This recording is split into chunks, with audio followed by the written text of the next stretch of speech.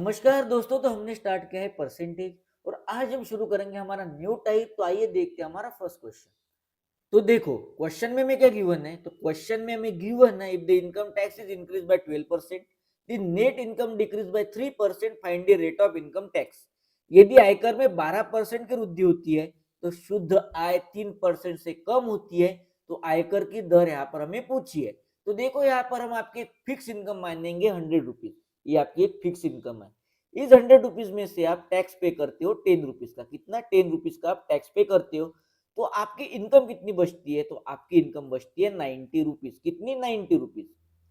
अगर आप इस 100 रुपीज में से 20 रुपीज का टैक्स पे करते हो तो आपकी इनकम बचती है 80 रुपीज। अगर आप 30 रुपीज का टैक्स पे करते हो तो आपकी इनकम बचती है 70 रुपीज। तो देखो यहाँ पर आपका टैक्स 10 रुपीज से इंक्रीज हुआ तो आपकी इनकम 10 रुपीज से डिक्रीज हुई।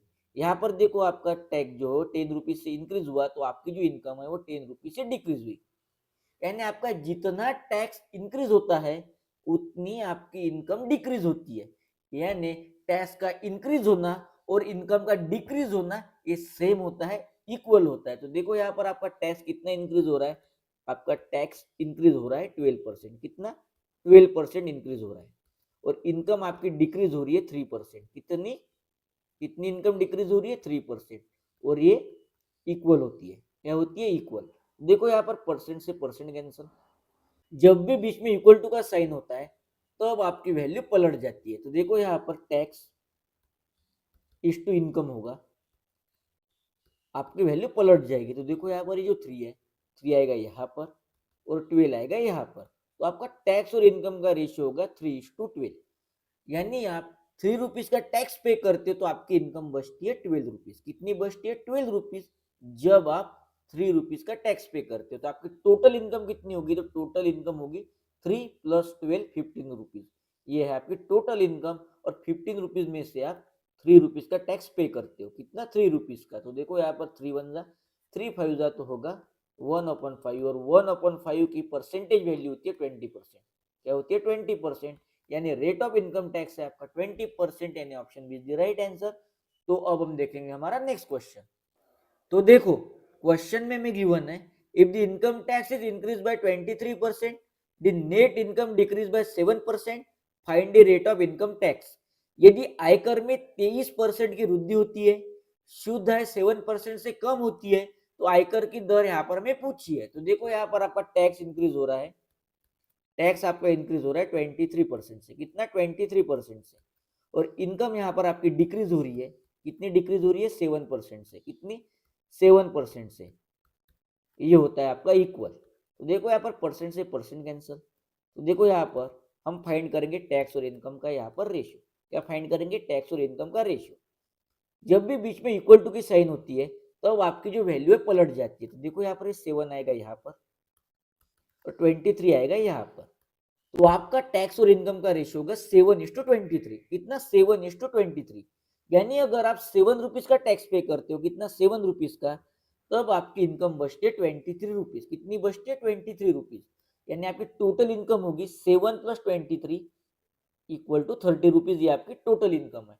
और इस 30 रुपीज में से आप 7 रुपीज का टैक्स पे करते हो। कितना? 7 रुपीज का। तो हम इसे परसेंट के लिए करेंगे 100 से मल्टीप्लाई। तो देखो यहाँ पर 0 से 0 कैंसिल। तो यहाँ पर होगा 70/3। और 70/3 होता है आपका 23.33%। कितना? 23.33%। यानी the rate of income tax है आपका 23.33%। यानी option B is the right answer. तो अब हम देखेंगे हमारा नेक्स्ट क्वेश्चन। एसएससी एमटीएस 2017 में पूछा गया क्वेश्चन है। और क्वेश्चन में हमें गिवन है if the price of commodities decrease by 10% and its consumption increase by 20%, then what will be the increase or decrease in the expenditure of commodity। तो देखो क्वेश्चन में हमें गिवन है कि वस्तु का प्राइस 10% से डिक्रीज होता है, कंजम्पशन 20% से इंक्रीज होता है और हमें पूछा है कि उस वस्तु का एक्सपेंडिचर कितने परसेंट से इंक्रीज और डिक्रीज होता है। तो देखो यहाँ पर एक फॉर्मूला होता है price into consumption equal to expenditure. क्या होता है formula? Price into consumption equal to expenditure. तो देखो यहाँ पर हम प्राइस मान लेंगे 10। क्या मानेंगे? 10। और कंजम्पशन भी मानेंगे हम 10। तो प्राइस हमने मान लिया 10, कंजम्पशन हमने मान लिया 10। तो आपका एक्सपेंडिचर होगा 10 × 10 = 100। ये होगा आपका एक्सपेंडिचर।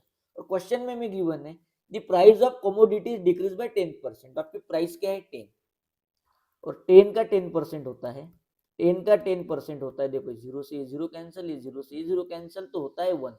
10 का 10% होता है 1, और आपकी प्राइस 10% से डिक्रीज हो रही है, यानी 1 से डिक्रीज हो रही है। शुरुआत में थी 10, 1 से हुई डिक्रीज, तो अब होगी 9, अब होगी 9।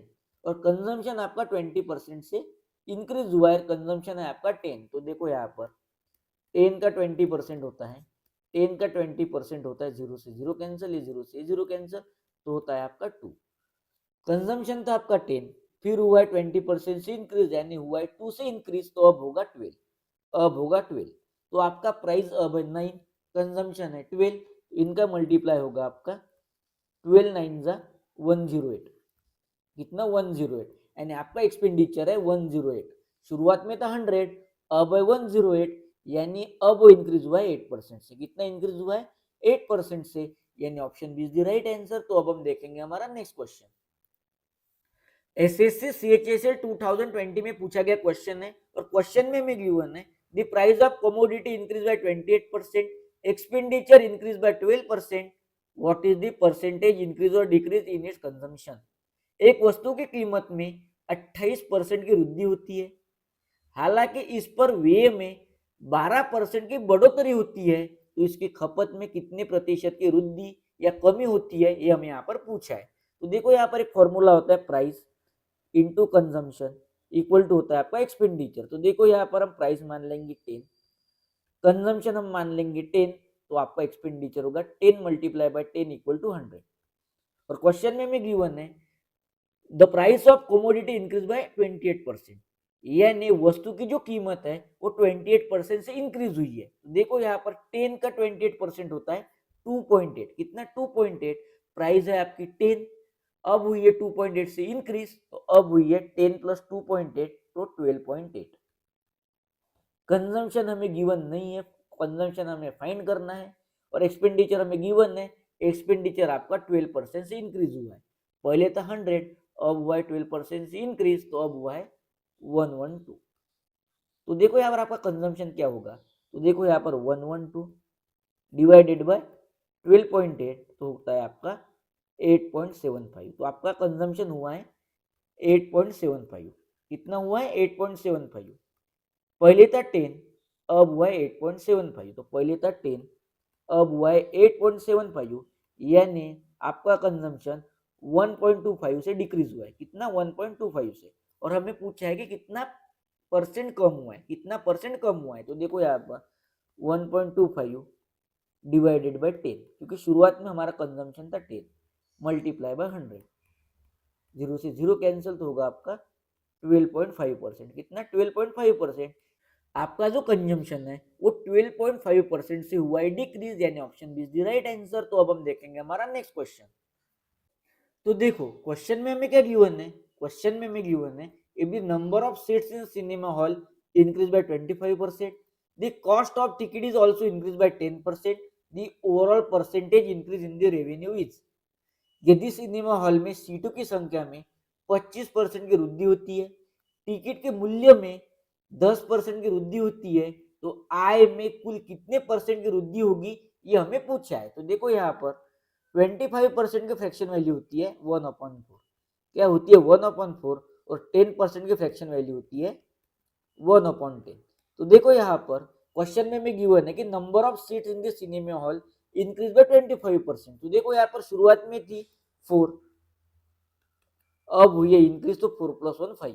तो देखो यहाँ पर सिनेमा हॉल में शुरुआत में सीट्स थी 4, अब हुई है 5। फिर क्या हुआ है, फिर कॉस्ट ऑफ टिकट 10% से इंक्रीज हुई है। तो देखो यहाँ पर पहले कॉस्ट थी टिकट की 10, फिर हुई है इंक्रीज, तो होगी अब 10 + 1 11। तो देखो यहाँ पर शुरुआत में थी 10, अब है 11। तो देखो यहाँ पर 5 1 जा 5 2 जा, करेंगे मल्टीप्लाई, तो यहाँ पर होगा 4 2 जा 8, और यहाँ पर होगा 11।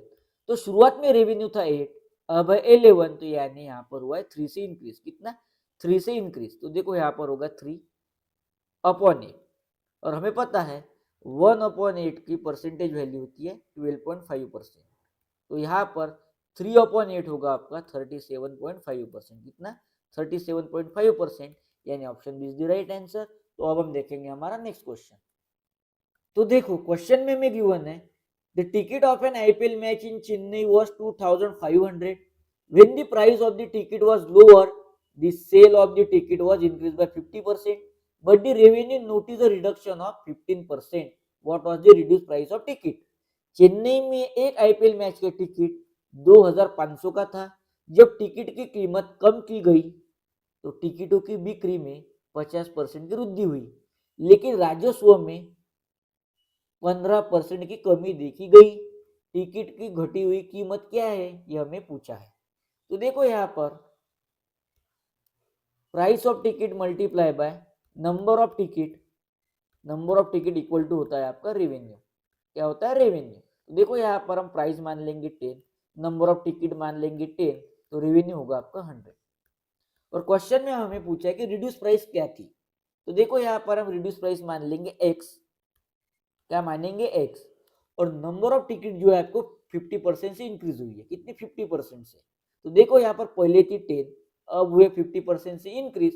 तो 10 का 50% होता है 5, तो नंबर ऑफ टिकट 5 से हुए इंक्रीज, तो अब हुई है 15। अब हुई है 15। और आपका जो रेवेन्यू है वो 15% से रिड्यूस हुआ है। कितना? 15% से। शुरुआत में था 100, 15% से हुआ है रिड्यूस, तो अब है 85।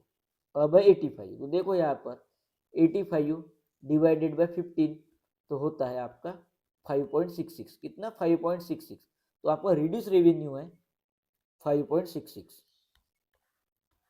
तो शुरुआत में आपकी टिकट की प्राइस थी 10 और एक्चुअल में प्राइस थी 2500। तो देखो यहाँ पर 2500 डिवाइडेड बाय 10 और हमें रिड्यूस प्राइस फाइंड करनी है जो आपकी 5.66। तो देखो यहाँ पर 5.66, तो इनका कैलकुलेशन आता है 1416.67, यानी option C is the right answer. तो आज की इस हम यही समाप्त करते हैं। मिलते हैं नेक्स्ट लेक्चर में। तब तक के लिए love you, good bye, take care, जय हिंद।